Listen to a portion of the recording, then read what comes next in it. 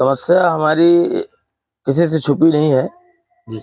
आज से करीब 4-5 साल पहले मैं 2020 में श्री शिव कुमार द्विवेदी जी से मैंने 15 डिसमिल जमीन रजिस्ट्री करवाई थी, जिसमें रजिस्ट्री करवा के और मैं तत्काल मकान बनवा लिया था उसमें, और मैं रहने लगा था। क्योंकि क्या थे कि जमीन बेच के मैंने जमीन लिया, इतना पैसा तो मेरे पास नहीं था। मैं बघैला में जमीन बिक्री किया और इसके बाद यहाँ जमीन लिया। तो मेरे पास जो कुछ भी जमीनी भूमि थी तो यही थी जहाँ पे मेरा मकान अभी गिरा दिया गया है। शिव कुमार जी से मैंने जमीन ली, हफ्ते बस में रजिस्ट्री मिलती है, हफ्ते तक में रजिस्ट्री मिलती है। उस रजिस्ट्री को मैं जब उसमें प्रदीप मिश्रा जी पटवारी थे, उनके पास जब नामांतरण के लिए भेजा तो उन्होंने बताया कि नामांतरण तो पहले किसी और का हो चुका है, किसी राबिंद मिश्रा के नाम पे हो चुका है। तब मैं भूम स्वामी को बुलवाया। भूम स्वामी मुझसे बताया कि मैं तो किसी को रजिस्ट्री करवाया नहीं, एक हमारे रिश्ते में संधि लगते थे राम भुवन, वो लेके गए थे आवास बनवाने के नाम पे, आवास के नाम पे लेके हमको मऊगंज लेके गए थे और दस्तखत करवाए थे। फिर मैं वहां से मेरा केस चला गया तहसीलदार साहब के यहाँ। तहसीलदार साहब के यहाँ गया, तहसीलदार साहब के यहाँ मैं हार गया। क्योंकि मैं बताया ना कि मैं कोई सिफारिश, कोई सोर्स नहीं करता हूँ, सच्चाई की लड़ाई लड़ता हूँ और प्रभु श्री राम के भरोसे रहता हूँ।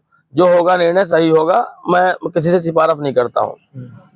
फिर इसके बाद एसडीएम साहब AK सिंह एसडीएम साहब थे, उन्होंने आके मौके स्थल का किया, स्थल पे पंचनामा बना, लोगों से बात की। जब तब एसडीएम साहब को पता चला कि रजिस्ट्री हमारी वैध है, उन्होंने हमको वहां से रजिस्ट्री मतलब हमको केस मैं जीत गया वहां से। इसके बाद मैं वो कमिश्नर के यहाँ अपील किया, कमिश्नर के यहाँ अपील किया तो कमिश्नर के यहाँ वो केस जो है, तो कमिश्नर के यहाँ मैं केस हार गया। बस पैरवी, बस बताया ना आज जमाने में पैरवी चलती, क्योंकि आज मुझे देखने को मिला पैरवी जी। मैं वहां से केस हार गया। जब वहां से केस हारा तो मैं अपील किया सिविल में मेरा सिविल सूट चल रहा है, सिविल में मेरा केस विचाराधीन है। एसडीएम साहब ने हमको बिना सोचे समझे, बिना के मैं सब कुछ दिखाया, हाई कोर्ट का भी दिखाया, मऊगंज का भी दिखाया, हमको सिविल जेल जारी कर दिए यहाँ से।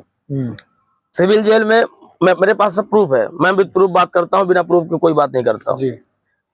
एसडीएम साहब मुझे बोले कि आप फरार हो जाओ, मैं इतने दिन के लिए वारंट कर रहा हूँ, फिर ऐसा करके आप स्टे ले लेना। मैं बोला कि मैं फरार नहीं हो सकता, क्योंकि मैं कहाँ जा फरार होके कहाँ जाऊंगा। वर्तमान एसडीएम राजेश मेहता। मैं जितने समय वो वारंट काटे में तत्काल अपने आप को पुलिस कस्टडी में कर दिया और मैं 15 दिन सिविल जेल में था, सिविल काटा वहां से। वहां से फिर जब मैं बाहर आया तो फिर मैं एसडीएम साहब से मिलने गया कि अब तो हो गया होगा आपका, अब इसकी आप जांच कर लो भाई।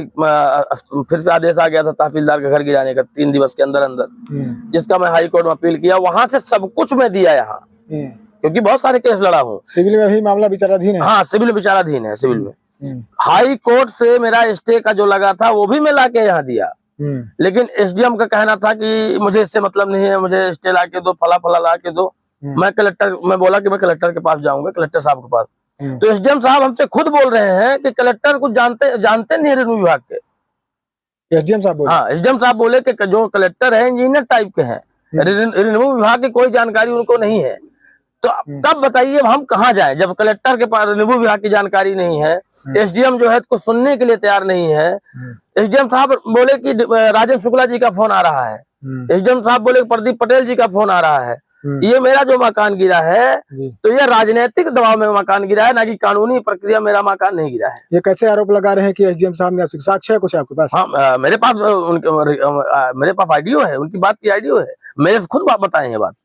क्या बोले कि हाँ, कि डिप्टी सीएम दबाव बना रहे हैं, प्रदीप पटेल वर्तमान विधायक दबाव बना रहे हैं। तो मतलब अगर कानून में मैं दबाव किसी के तलवे चाटने न जाऊं तो क्या कानून को दरकिनार कर दिया जाएगा? जो मैंने डिप्टी सीएम बोलेंगे या विधायक जी बोलेंगे वही होगा क्या? यहाँ पे हमारे साथ अन्याय यही बस हुआ कि कानून को नहीं देखा गया, राजनीतिक दबाव में आके मेरा घर गिरा दिए। भाई साहब, मेरा 10 से 15 लाख का मकान था, इसका भरपाई कौन करेगा? मैं एसडीएम थोड़ी ना हूँ, मेरे पास पैसा आ रहा है, भत्ता आ रहा है, मैं किसान का लड़का हूँ। अब मेरा 10 से 15 लाख रुपए कुचल के रख दिए वहीं पे, अब मैं बताइए ये भरपाई कौन करेगा मेरी? बराबर जी, दिखाता हूँ मैं आपको। घर तो गिराए ठीक किए एसडीएम साहब की, मैंने उनका एक क्या बोलूं, मतलब लड़प्पन बोलूं कि अज्ञानता बोलूं कि एटीट्यूड बोलूं, वो मेरा घर गिराए। इसके बाद वो मुझे मैसेज करते हैं, देखिए मैं दिखाता हूं आपको। कौन मैसेज कर रहा है? एसडीएम साहब। क्या एसडीएम साहब क्या मैसेज कर रहे हैं? ये सारी न्यूज भेजे, फिर अब जो जितना वो किए थे, जी जितना मेरे साथ किए, वो सारी न्यूज भेजे मेरे पास जी। घर गिराने के बाद। और इसके बाद वो मुझे क्या लिख के दिए हैं कि तुम मुझे धमकी दोगे, ये बताइए। ये एसडीएम साहब ने लिखा है? हाँ, जिसमें मैं लिखा हूँ कि सर मैं क्या आपको धमकी दूंगा। मतलब ये दादागिरी हमारे साथ कर रहे हैं, उल्टा फंसाने की बात कर रहे हैं, उल्टा के मतलब उनका कहने का मतलब क्या है कि तुम मुझे धमकी दोगे। आपने कोई धमकी दी इनको क्या? अब आपको लगता है कि अगर मैं धमकी देने लायक होता तो मेरा घर गिर जाता?